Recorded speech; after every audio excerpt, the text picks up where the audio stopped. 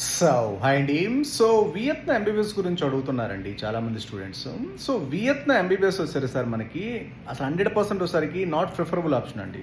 ఎందుకంటే so first NMC rules అండి. అసలు అఫీషియల్గా ఎన్ఎంసీ రూల్స్ ఫాలో అవుతున్నారు ఎప్పటివరకు తెలియదు. సేమ్ లేదంటే కిర్గిస్తాన్ అని వియత్నాం అండి, వాళ్ళు చెప్పడం ఏంటి వియత్నాం అండి, ట్రాపికల్ క్లైమేట్ అండి, ఇండియన్ ఫుడ్ అండి, ఇండియన్ మెస్ అండి.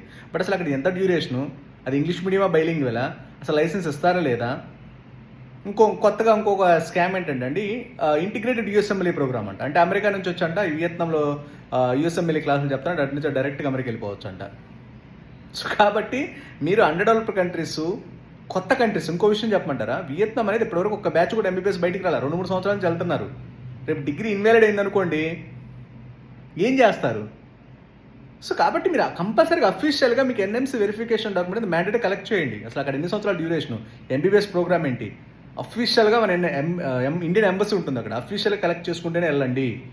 అది ఉజ్బెకిస్తాన్ అవ్వచ్చు, కిర్గిస్తాన్ అవ్వచ్చు. వెళ్ళకుండా తర్వాత ఫిలిపీన్స్ లాగా డిగ్రీ ఇన్వాలిడ్ అయింది అనుకోండి, అందరూ వెనక్కి రావాల్సి వస్తుంది, మళ్ళీ టైం మనీ అంతా వేస్ట్ అయిపోతుంది. కాబట్టి యూట్యూబ్లో ఏంటంటే నార్మల్గా చెప్తారండి, వాళ్ళు అయితే డబ్బులు కావాలి కాబట్టి అది దాంట్లో యూఎస్ఎంఎల్ఏ ప్రోగ్రామ్, అది కూడా ఇండియన్ ఫుడ్, అది ఇంకోటి. కాబట్టి మీరు అసలు రియల్ ఫ్యాక్ట్ చెక్ ఏంటి, ఎన్ఎంసీ వెరిఫికేషన్ డాక్యుమెంట్ లేకపోతే మీ డిగ్రీ అనేది 100% invalid. That's it, there is no doubt at all. రేపు వచ్చి యూట్యూబ్లో ఉన్న వాళ్ళు ఉంటారు, లేకపోతే వాళ్ళు ఎక్కడో చదువుకుంటారు, ఎక్కడైతే చేస్తుంటారు. మీ లైఫ్, మీ కెరీర్ మీది పోతుంది మొత్తం. కాబట్టి ఖచ్చితంగా ఎన్ఎంసీ రూల్స్ అఫీషియల్గా ఫాలో అవుతుంది లేదా, అసలు లైసెన్స్ ఎగ్జామ్ ఇంగ్లీష్లో ఉంటుందా, వియత్నాం లాంగ్వేజ్లో ఉంటుందా, అసలు ఐ థింక్ 100% నాట్ ప్రిఫరబుల్ అండి వియత్నాం అనేది.